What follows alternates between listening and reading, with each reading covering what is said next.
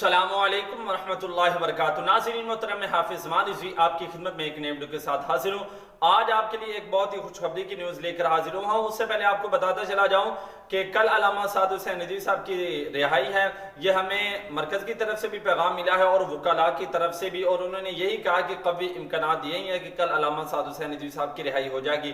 تو اگر آپ چاہتے ہیں کہ ان کی رہائی کی اپڈیٹ اور ان کی رہائی کے متعلق نئی خبریں ہمیں ملتی رہیں تو آپ ہمارے چینل کو سبسکرائب کر لیں تاکہ اس طرح کی لیٹسٹ اپڈیٹ آپ کو ملتی رہیں۔ تو ناظرین محترم، میں آج کی اپنی ویڈیو کی طرف آتا ہوں۔ آپ کو بتاتا چلا جاؤں کہ الحمدللہ تحریک لبیک پاکستان کی ایک بہت ہی عظیم شخصیت، بہادر نڈر شخصیت فاروق کمانڈو صاحب، ان کے سمیت جو ہے 21 اسیران ناموس رسالت ان کی رہائی ہو چکی ہے۔ جی ناظرین محترم، جو 498/18 کے تحت جیل کے اندر گرفتار تھے، ان میں سے جو 21 ناموس رسالت کے پہرے دار ہیں ان کی رہائی ہو چکی ہے، جن کے اندر فاروق کمانڈو صاحب بھی ہیں۔ اور فاروق کمانڈو صاحب یہ ایک ایسے شخص ہیں جنہوں نے اپنا سب کچھ آقا علیہ السلام کی ناموس کے لیے قربان کر دیا ہے، اور ان کی بہت ساری قربانیاں ہیں، مالی لحاظ سے بھی، جانی لحاظ سے بھی۔